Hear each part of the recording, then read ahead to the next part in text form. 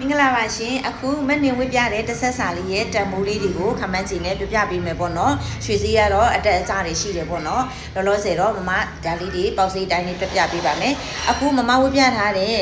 ပလက်တီနမ်လက်ကောက်ကလေးကကြတော့ဘောလုံးလေး3တန်းပါတာလေးက95,000နဲ့900ဘတ်ပါရှင်ဒီဘက်က3ကာလာလေးကကြတော့3,400နဲ့200ပါရှင်ဒါအားလှတယ်နော်အယောင်လေးရဲ့ချစ်စရာလေးနောက်ပြီးတော့ဒီမှာခရမ်းဆွဲလက်စွပ်လေးနဲ့စိန်လေးနဲ့ရန်ထားပေးတာကကြတော့6,000ဘတ်ပါရှင်ဒီမှာစိန်တီးတတ်မဲ့အခြေလက်စွပ်ကြိုက်တဲ့သူတွေအတွက်ဆိုလို့ရှိရင်တော့8,500ဘတ်ပါရှင်အိုမီဂါကျိုးလေးရကြတော့9,900နဲ့900ဘတ်ပါရှင်စိန်ဆွဲသည့်သူရောင်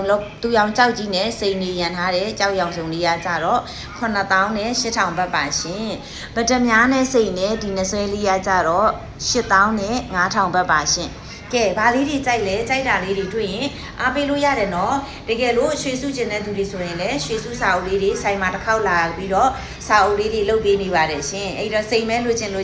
ရတနာကြောင်းမြတ်ရတနာမျိုးစုံနဲ့ဝတ်ချင်လဲရတယ်ပြီးတော့ platinum ဆိုလို့ရှိရင်ဒီဇိုင်းမျိုးစုံရပါတယ်ရှင်ကဲအဲ့တော့ဒီဆိုင်လေးရဲ့ဒီနေရာလေးကိုထပ်ပြီးတော့ပြောပြပေးမယ်နော်